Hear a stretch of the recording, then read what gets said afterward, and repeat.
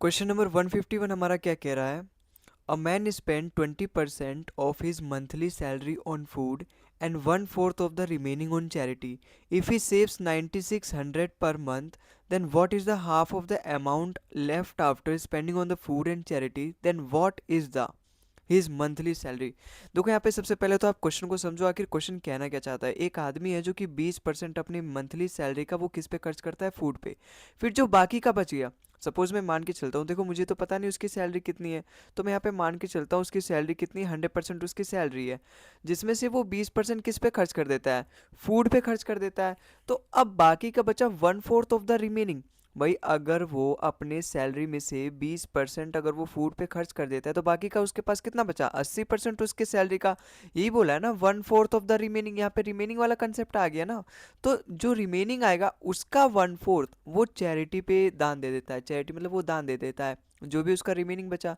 अगर वो 100 में से 20% फूड पे खर्च कर देता है, तो बाकी का बचा रिमेनिंग उसका 80 हुआ। 80 का 1/4, 1/4 इसका कितना होगा अपना, भाई 80 का 1/4 20 होता है। इसका मतलब 80 में से 20% भी वो किस पे दे देता है, चैरिटी में दे देता है। तो जब मैं 80 में से 20 माइनस कर दूंगा चैरिटी का निकाल के, तो यहाँ पे कितना बचा, 60%।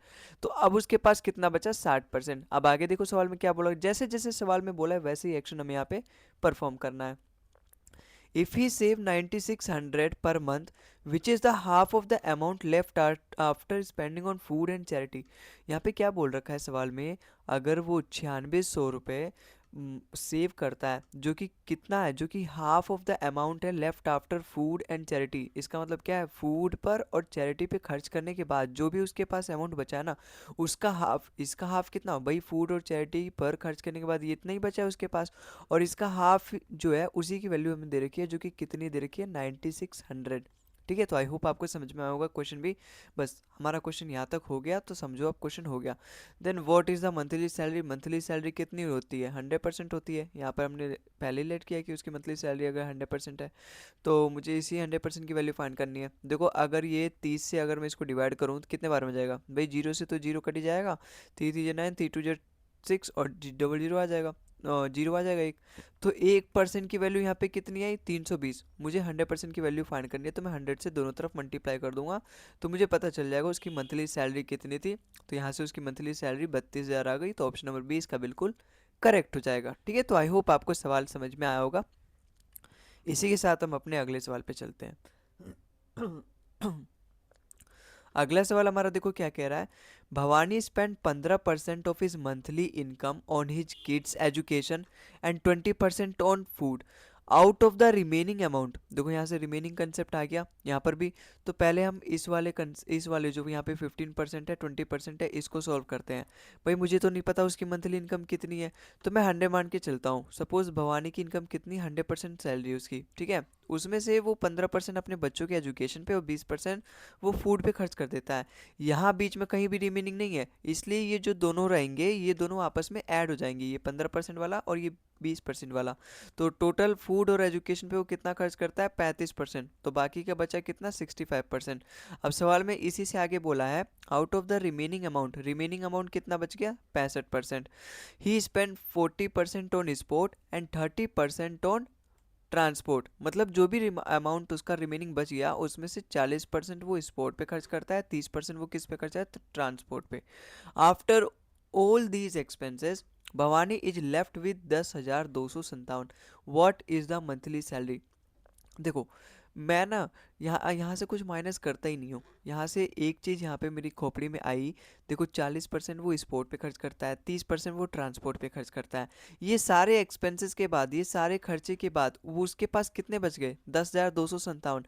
भाई क्या फालतू में मैं एक बार इसका 40, भाई यहाँ पे तो देखो रिमेनिंग वाला है नहीं, ये दोनों, तो ये दोनों तो ऐड हो जाएगा। 40% स्पोर्ट पे खर्च करता है और 30% वो ट्रांसपोर्ट पे खर्च करता है। इसका मतलब दोनों का मिला के 70% रिमेनिंग का वो किस पे खर्च करता है, स्पोर्ट और ट्रांसपोर्ट में। तो मैं क्यों इसका 70% निकालूं, फिर इसमें से माइनस करूं, फिर जो भी बच जाएगा उसी की वैल्यू अपने दे रखी है, 10,557, वही तो दे रखा है।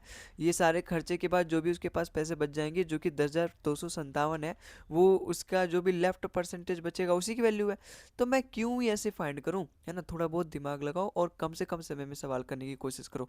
देखो अगर वो 65 जो भी उसका रिमेनिंग अमाउंट बचा, जो कि 65% बचा था उसकी सैलरी का, बच्चों के एजुकेशन और फूड पे खर्च करने के बाद, उसका 70% वो स्पोर्ट और ट्रांसपोर्ट में खर्च कर देता है। बाकी का कितना बचा? बाकी का तो 30% बचा, और किसका? 65 का 30%। इसका मतलब 65% जो उसकी सैलरी थी उसी का 30%, ये सवाल में ये वाली वैल्यू हमें दे रखी है। और मुझे इसे यहाँ से पूछ रखा है what is the monthly salary. ठीक है, तो आई होप आपको समझ में आया होगा।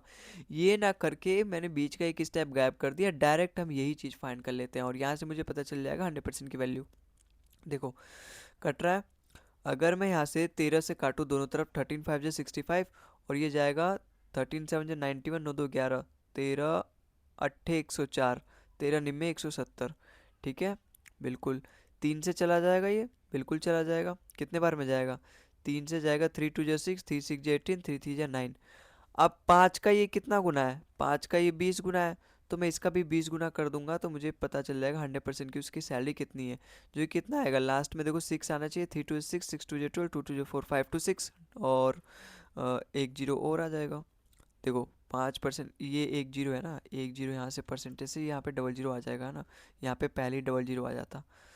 ठीक है, आई होप आपको समझ में आया होगा।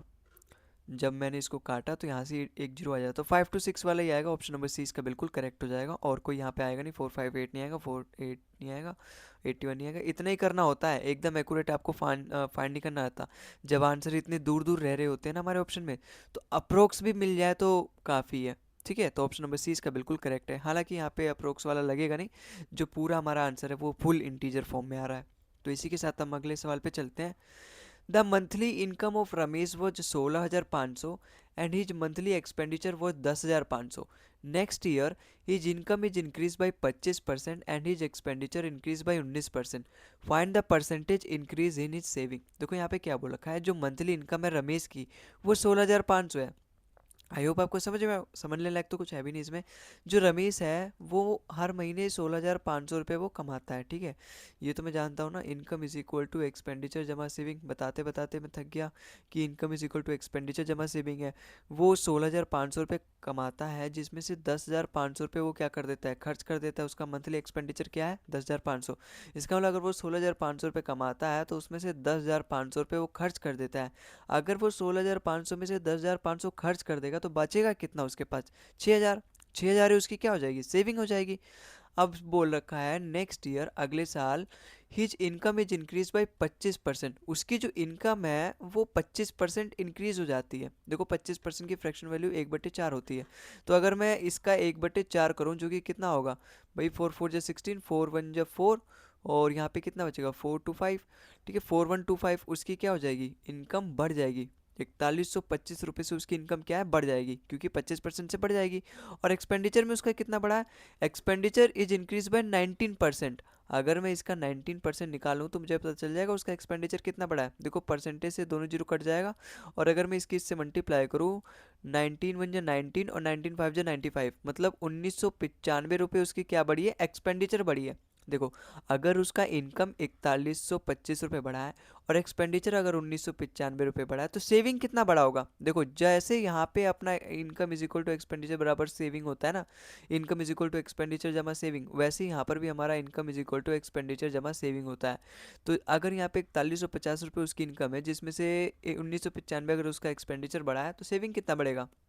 इसको इसमें से माइनस कर दो, या फिर माइनस मत करो, डायरेक्ट करो। अगर मैं इसमें 5 जोड़ूँ तो 2,000 हो गया, और फिर से अगर मैं 2,000 जोड़ूँ इसमें तो 4,000 हो गया, और फिर 125 ऐसे जोड़ दो, 2,130। ये क्या होता है ना, ये तो मैं आपको करके दिखा रहा हूँ, लेकिन ये वाली चीज़ ना, इसको माइनस करने से जल्दी हो जाएगी मन में ही अगर हम करें तो। ठीक है, तो 2,130 उसकी क्या है? सेविंग में बढ़ोतरी हुई है। ठीक है, मुझे ये तो फाइंड करना है, find the percentage increase in his saving. तो 2,130 रुपये बढ़े उसके सेविंग में। बेस वैल्यू हमारा क्या आएगा? बेस वैल्यू हमारा 6,000 आएगा, क्योंकि 6,000 में 2,130 रुपये बढ़ा है ना, तो 6,000 का 2,130 कितना होता है वो मैं निकाल लूंगा, तो मुझे पता चल जाएगा उसका सेविंग कितना बढ़ा है। तो 2,130 रुपये बढ़ा है, और किस में बढ़ा है? 6,000 में, तो 6,000 में नीचे लिख दूंगा, और इसी को मुझे परसेंटेज में कन्वर्ट करना है, तो मैं 100 से इसकी मल्टीप्लाई कर दूंगा। देखो 3 जीरो से ऊपर के 3 जीरो कट जाएंगे, और 6 से अगर मैं इसको डिवाइड करूंगा, 6 3 18, फिर यहाँ पे कितना बचा? 3 और 33, 6 5 जो 30, पॉइंट लगाऊंगा तो 30 हो जाएगा, 6 5 जो 30, तो 35.5%। इसका मतलब ऑप्शन नंबर डी इसका बिल्कुल करेक्ट हो जाएगा। ठीक है, तो इसी के साथ आई होप आपको इस सवाल भी समझ में आया होगा। अगले सवाल पे चलते हैं। A person's monthly salary was 50,000। He used to spend his time his income on family expenses, tax, charity. The remaining amount was is saving. ठीक है। E was 60% of the income, T was 20% of E and C was 15% of T. When his salary is increase by 40% he keep the same percentage of E, but T became 30% of E and C became 20% of T. What is the difference between his two saving in rupees? देखो सवाल बहुत ही अच्छा है। सवाल बहुत ही अच्छा क्यों है? क्योंकि सवाल थोड़ा सा लेंदी है, टाइम टेकिंग सवाल है। और टाइम टेकिंग सवाल है तो जाहिर सी बात है आपके कई सारे समय खराब करने वाला है। लेकिन एक बार हम यहाँ पे सॉल्व करके देखते हैं कि इस सवाल को सॉल्व करने का सबसे बेस्ट अप्रोच क्या हो सकता है। देखो, एक पर्सन की सैलरी है जो कि 50,000 रुपये, ठीक है। He used to spend his income on family expenses. वो एक तो फैमिली एक्सपेंसेस पे खर्च करता है अपनी इनकम में से कुछ पार्ट, फिर टैक्स पे खर्च करता है, फिर चैरिटी पे खर्च करता है, और जो भी उसके पास रिमेनिंग अमाउंट बच जाएगा वो क्या करता है, उसको सेव करता है। ई जो है 60% ऑफ द इनकम है, ठीक है। टी वॉज 20% ऑफ इज ई और सी वॉज 15%। यहीं से आपको ध्यान देने वाली है कि जो 60% इनकम का है ई जो है उसका मतलब एक्सपेंसेस, टी जो है 20% ऑफ एक्सपेंसेस। तो मैं हर जगह वहाँ पे इसका 50,000 का 20%, फिर 50,000 का 60,000, फिर जो उसका जो 60% आएगा, फिर 60% जो भी आएगा उसका 20% तो ना निकालते रहूँगा। मैं मान के चलता हूँ उसकी सैलरी कितनी थी, 100% सैलरी थी, ठीक है। जिसको वो किस में खर्च करता है, एक तो एक्सपेंसेस में खर्च करता है जो भी अपने फैमिली एक्सपेंसेस है, दूसरा वो टैक्स में खर्च करता है, तीसरा वो चैरिटी पे खर्च करता है, जो भी बच जाएगा उसको वो क्या करता है, सेविंग करता है। अब पहले केस में क्या बोल रखा है इसने भाई, दूसरा केस यहाँ से शुरू हो गया ना, when he salary increase by 40%, तो यहाँ से उसका दूसरा केस शुरू हो गया। लेकिन पहले केस में क्या बोला है, जो यहाँ पे remaining amount was is saving, ठीक है। ई वो 60% ऑफ इनकम, जो पहले केस में जो ई था वो उसके 60% इनकम का था। 100 का 60% कितना होता है, 60 होता है, तो ई कितना हो जाएगा, इसका 60% हो जाएगा। टी वॉज 20% ऑफ ई, जो यहाँ पे टी है वो ई का 20% है। 20% मतलब 1/5, और 60 का 1/5 मतलब 12, तो यहाँ पे उसका टी कितना हो जाएगा, 12 हो जाएगा। C was 15% of T. 15% of T का मतलब समझते हो भाई, 12 का अगर मैं यहाँ पे 15% निकालूं, दो तरीके हैं, एक तो आप 3/20 कर लो, या फिर आप एक बार 10% निकाल लो। 10 ये क्यों, मैं मन में ही कर सकता हूँ, 1.2 होता है 10% निकालने का मतलब, मैं 10 से डिवाइड कर दूँ तो 1.2 आ गया। और इसी का होता है 5%, तो 5% निकालने के लिए मैं इसको आधा कर दूंगा, इसको भी, तो 1.2 का आधा 0.6, 12 का आधा 6 होता है, एक पॉइंट लगा दूंगा। तो और जब मैं इन दोनों को प्लस करूंगा 15% आ जाएगा, तो मैं इन दोनों को प्लस करूंगा 1.8 आ गया। तो यहाँ पे सी कितना आ जाएगा, 1.8, क्योंकि जो सी है वो टी का कितना परसेंट है, 15%। तो 12 का 15% अपना 1.8 आ गया। ये चीज़ तो मैंने आपको यहाँ पे करा के पूरा दिखाया, इसलिए 30-40 सेकंड लग गए एक्स्ट्रा। लेकिन जब आप इसको खुद से करोगे ना, यहीं पे मान के 10% इतना होगा 1.2, फिर उसका आधा 5% होगा 0.6, उसको प्लस करो 1.8, बहुत ही जल्दी आ जाएगा, ठीक है, 3-4 सेकंड में ही आ जाएगा। फिर जो बाकी का बचा, रिमेनिंग अमाउंट वो चीज़ सेविंग, जो भी देखो 100% उसकी इनकम है, ठीक है, उसमें से एक्सपेंस कितना है 60, और यहाँ पे टी कितना है 12, और चैरिटी में कितना जाता है 1.8। तो जो बाकी का बचा उसका सेविंग होगा। बाकी का कितना बचेगा भाई, इन तीनों को मैं प्लस करके 100 में से माइनस कर दूंगा तो बाकी का बच जाएगा, आ जाएगा। 60 + 12 72, 72 प्लस 1.8 73.8, तो 73.8 क्या हो जाएगा, उसका टोटल खर्चा हुआ है। तो बचेगा कितना, देखो अगर मैं इसमें 1.2 ऐड करूँ तो 75 हो जाएगा, और 75 में अगर मैं 25 ऐड करूँ तो 100 हो जाएगा। इसका मतलब अब अगर मैं इन दोनों को प्लस करूँ 26.2, इसका मतलब उसकी सेविंग कितनी है, 26.2 रुपये। अगर वो 100 रुपये कमाता है, 60 रुपये एक्सपेंस में खर्च करता है, और यहाँ पे टैक्स में 12 रुपये देता है, चैरिटी में 1.8 देता है, तो उसकी सेविंग कितनी बच गई, 26.2। अब आगे देखो क्या बोल रखा है, when he salary increase by 40%, उसकी सैलरी अगर 40% से बढ़ जाती है, भाई 100 का 40% 40 होता है, तो अब उसकी सैलरी कितनी हो जाएगी, 140, ठीक है। He keep the same percentage of E, वो ई का सेम परसेंटेज रखता है।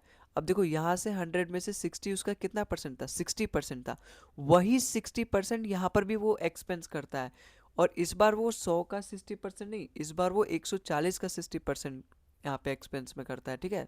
मैं ये कहना चाहता हूँ कि यहाँ पे ये 60 तो एज इट इज़ आया, चलो ठीक है, ये तो नंबर आया रियल में, लेकिन यहाँ पर भी जो आएगा ना वो 60% आएगा। मतलब जो ई का पहले परसेंट वो खर्च करता था, अभी भी उतना ही परसेंट खर्च करता है सैलरी के बढ़ने के बाद भी। तो 140 का 60% ई हो जाएगा यहाँ पर। 60% अगर मैं इसका निकालूं, जो कि कितना होगा, परसेंटेज से दोनों जीरो कट जाएंगे, 14 6 84। इसका मतलब अब उसका ई कितना है यहाँ पे, 84। पहले 60% 60 था, क्योंकि पहले उसकी इनकम 100 थी, लेकिन 40% बढ़ने के बाद अब उसकी इनकम 140 हो गई, और अब भी वो एक्सपेंस कितना करता है, 60%। तो 140 का 60% कितना आ गया, 84%। ठीक है। अब आगे क्या बोल रखा है, टी बिकेम 30% ऑफ ई। जो टी है वो ई का 30% बन गया। ई हमारा यहाँ पे कितना है, 84। यहाँ पे सेकंड वाले केस में देखो ना, ई है 84। अब इसका जो 30% है वो टी है, टी बिकेम 30% ऑफ ई, तो इसका 30% मतलब 3/10।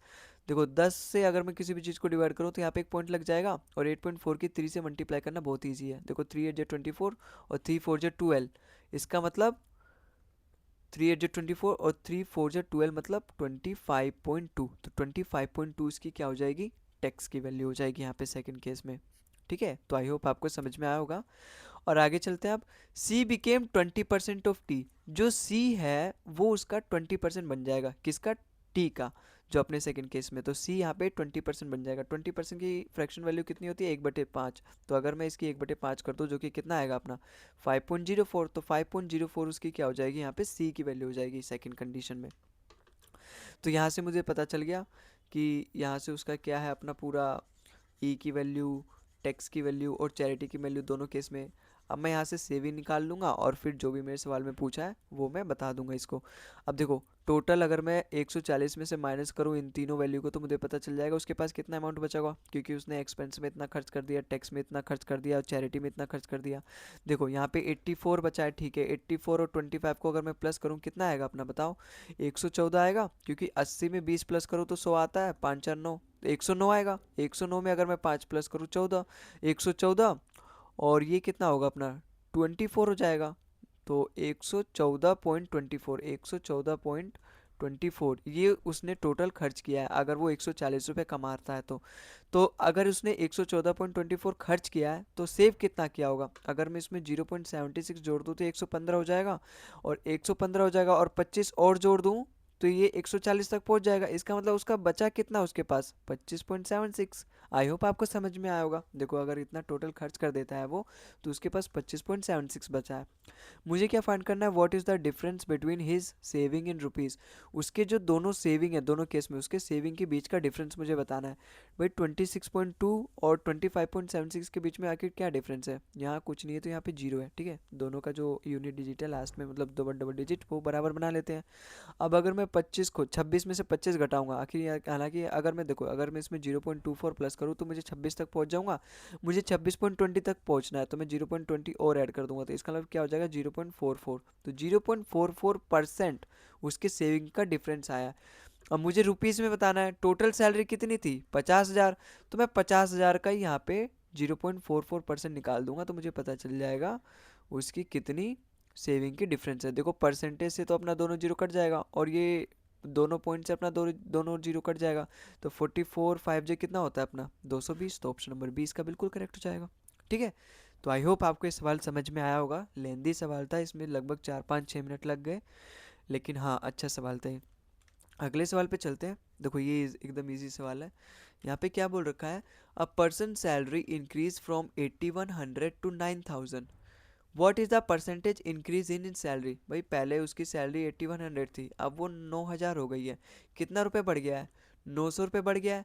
कितने में बढ़ गया है, 8100 में बढ़ गया, तो वो अपना बेस हो जाएगा। अब मुझे इसी को परसेंटेज में कन्वर्ट करना है, तो मैं कुछ नहीं करना है, 100 से इसकी मल्टीप्लाई कर दो। 100 से ये कट जाएगा, 9 से कितने बार में जाएगा, 9 बार में। तो 100/9 मतलब 11:1/9%। ऑप्शन नंबर सी इसका बिल्कुल करेक्ट हो जाएगा। ठीक है, तो आई होप आपको समझ में आया होगा ये सवाल भी। अगले सवाल पे चलते हैं।